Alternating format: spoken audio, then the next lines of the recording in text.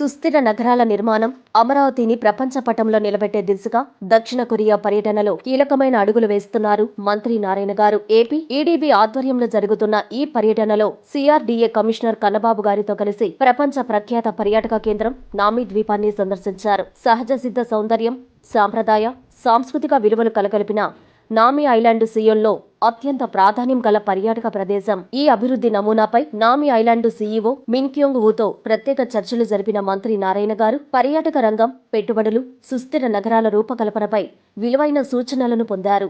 ఈ ఐలాండ్ మోడల్ను అనుసరించి అమరావతిని బ్లూ గ్రీన్ సిటీగా తీర్చిదిద్దే సంకల్పాన్ని మంత్రి నారాయణ వ్యక్తం చేశారు. అనంతరం మంత్రి బీసీ జనార్దన్ రెడ్డి గారితో కలిసి చియాంగ్ గేచే-1 వాగును పరిశీలించారు. 2003-2005 మధ్య కాలంలో సియోల్ నగరంలో మెరుగైన వాతావరణం కల్పించడం కోసం స్థానిక ప్రభుత్వం చియాంగ్ గేచే-1 పునరుద్ధరణ ప్రాజెక్టు చేపట్టింది. రాష్ట్రంలో కాలుష్య కారకంగా మారిన నదులు, కాలువలు, వాగులు వంటి వాటిని పునరుద్ధరించే కోణంలో ఈ వాగును పరిశీలించారు.